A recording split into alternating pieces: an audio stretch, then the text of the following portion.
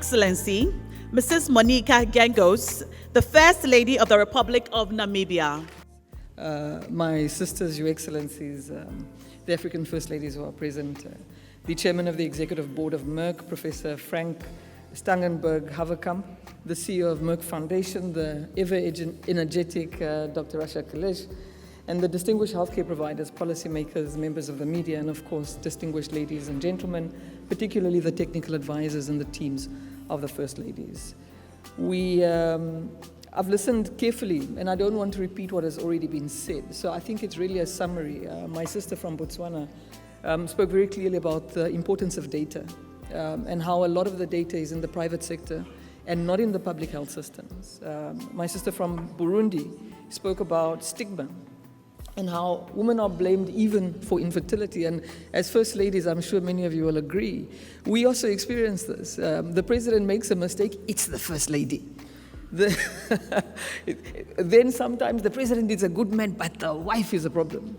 We do this at community level, we do it at political level, and we do it at the level of infertility, where often infertility is made as if it's a woman's issue.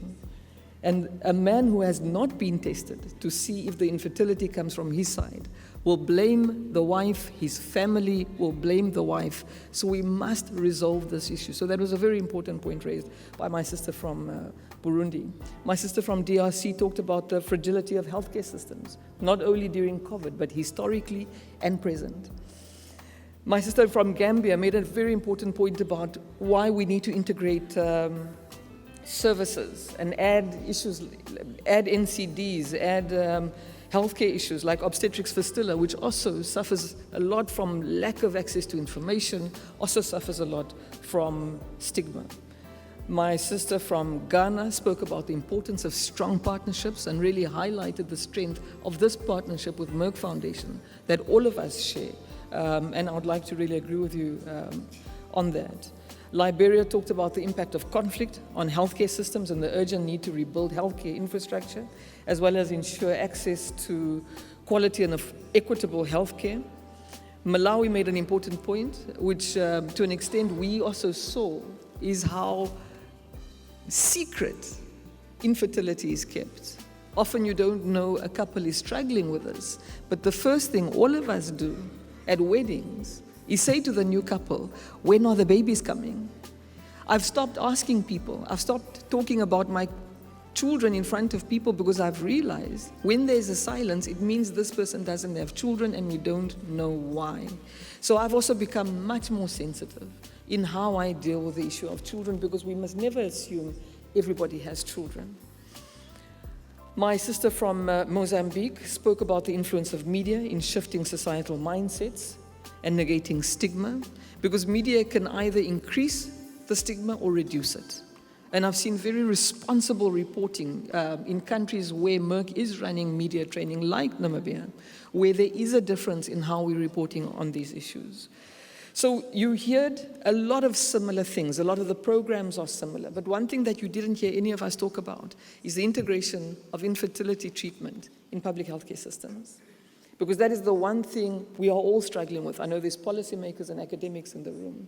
And the cost of providing this treatment is often what we see. But what we're not seeing is the hidden cost of what it takes to treat a society that does not want to deal with an issue.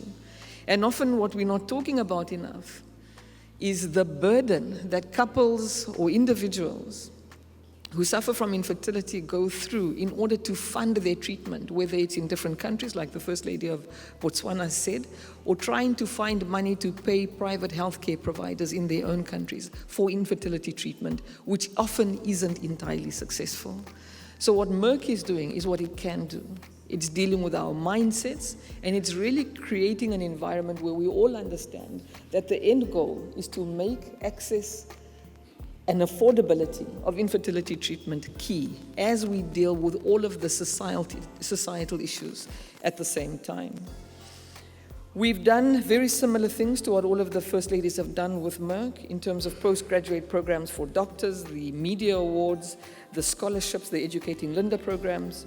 There was an Empowering Burner program where women received money for the for their economic projects. We did the storybooks. One thing I was grateful for Merck on the storybooks is we changed the names and some of the scenarios to suit the Namibian context. Because as much as things are very similar across the continent, they are also very different. So I like the flexibility, Dr. Rasha, that we must tweak to the nuances of the jurisdictions we come from. We, in addition to that, because we don't do things we don't believe in addition to what we did with Merck, we also made sure that the people in my office did a lot of thought leadership in the public domain, whether it was talking on radio stations, going onto TV, and actively addressing the issue of infertility. We did follow-up training with media practitioners. We made sure to build and maintain sound relationships with infertility specialists and media practitioners. We also held 2 national conferences on infertility, where we gathered people from all across the country, from all the different regions, into the central place, and we had a conference where we gave voice to the people who had to deal with infertility.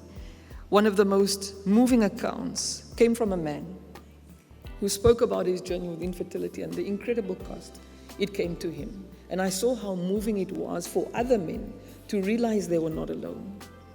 We had a number of people speak on the stage. Dr. Rasha was there. As a matter of fact, I think it was a week before we closed the country's borders because at that point, I think the first case of COVID had just arrived in Namibia. So there was a lot of interesting points that came out of that national conference.